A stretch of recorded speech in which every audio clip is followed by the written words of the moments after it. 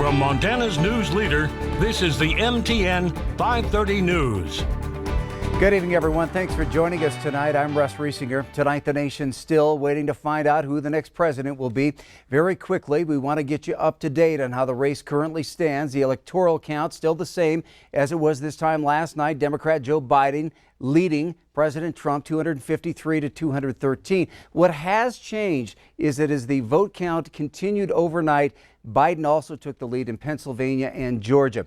Georgia is planning a recount. President Trump is beginning legal proceedings, and Joe Biden does plan to address the nation in prime time tonight. Well, as vote counting drama unfolds in the presidential election, Montana's Republican U.S. Senator Steve Daines is siding with President Trump on unproven allegations that Democrats are stealing the election, and he's using his cabinet staff to help the president's efforts. MTN chief political reporter Mike Dennison has the story.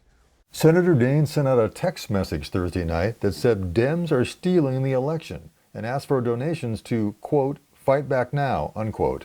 Daines' office said any money raised by the message will be used to help President Trump's efforts to recount the votes in battleground states. It also said Daines has sent some of his 2020 campaign staff to Arizona to help Republican efforts there to ensure transparency in the counting of ballots. Democratic presidential candidate Joe Biden is leading in Arizona, but ballots are still being counted there. When asked how Democrats are stealing the election, Daines' office said he believes that all legally cast ballots should be counted, but that illegally cast ballots should not. It said Daines believes any candidate has the right to challenge the counting process if he or she believes inconsistencies exist. His office also sent links to a news conference by GOP National Chairwoman Ronna McDaniel, where she alleges that ballots may have been inaccurately dated in Michigan. Montana's other U.S. Senator, Democrat Jon Tester, said he believes local election officials have been transparent in counting the votes and that Trump's refusal to accept the results is dangerous for democracy. Reporting from Helena, Mike Dennison, MTN News. Well, Daines just won re-election this week in the most expensive race in state history, turning back a challenge from Governor Steve Bullock. A lawsuit has been filed challenging the ballot initiative that legalized recreational marijuana in Montana. Wrong for Montana filed its complaint in Montana District Court in Helena this week. I-190 passed with 57% approval. The group says I-190 would appropriate funds which the state constitution prohibits. The plaintiffs are asking the court to declare I-190 unconstitutional and void it in its entirety. The main sponsor of I-190, New Approach Montana, is not commenting on the case, but says it plans to defend the initiative. The state attorney general is listed as a defendant, and a spokesperson says the office does not comment on pending litigation. The countdown is on to the start of the 2021 Montana legislative session. The session convenes January 4th, but due to COVID concerns, it remains to be seen if lawmakers will meet in person or if some of the session's business will be conducted virtually. Well, one issue that promises to be a hot-button item this session is the future of Medicaid expansion in Montana. Q2's Jay Cohn sat down with veteran Billings lawmakers Kathy Kelker and Bill Mercer, both re-elected this week, to hear their viewpoints. It's a good deal to have expansion, Medicaid expansion, because at least right now, the federal government pays for most of the cost and is paying for a lot of services that are in our rural hospitals. That's one of the things that keeps them going. And if you upset that apple cart in any way, we'll lose that rural health. We had 90,000, now we have fewer than that, but 80,000 people who are using those services, and it's just so valid to say they're getting preventative care, their health care is not as expensive as it would have been. We're seeing, a lot of that. I have historically opposed Medicaid expansion. I voted against it last time.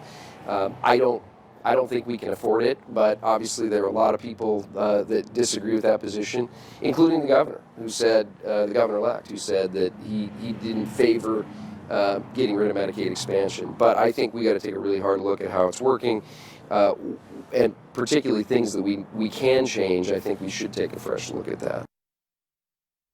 Mercer will be serving his second term in the House and told us he hopes to retain his committee assignment on the powerful House Appropriations Committee. For Kelker, this will be her fourth term. She hopes to retain her assignment as vice chair of the House Judiciary Committee in the 2021 session.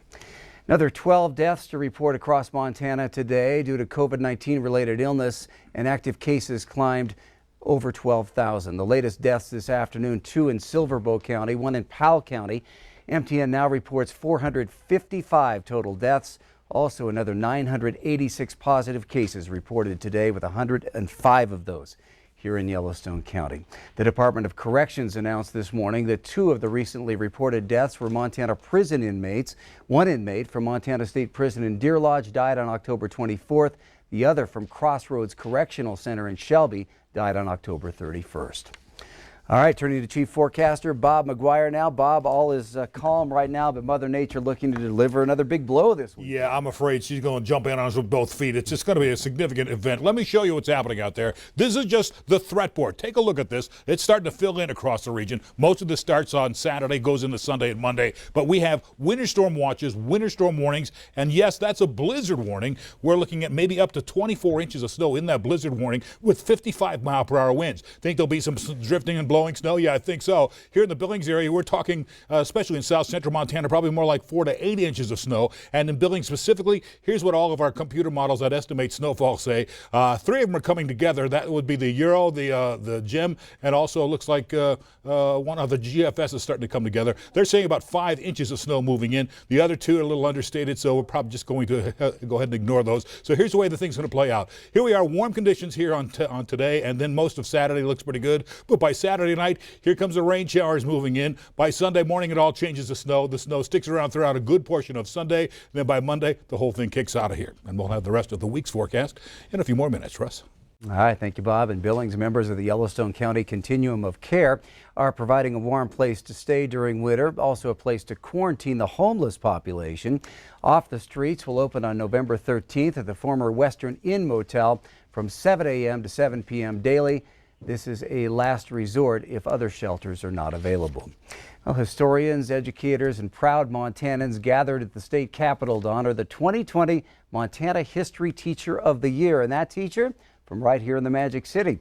MTN's John Riley was at the ceremony and has the story.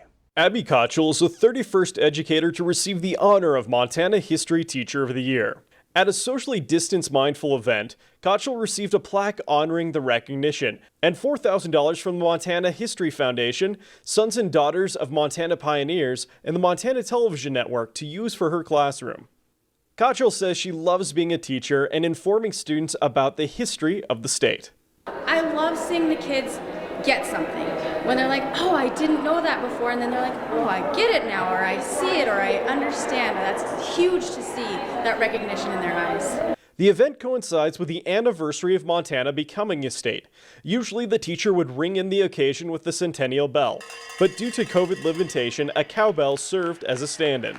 Kochel built a Montana history program for her school and has students translate one of the mine entrance signs in Butte that contains 16 languages to show just how diverse the state is. They live in this state, so I feel that it's important that they know where things came from, where it started.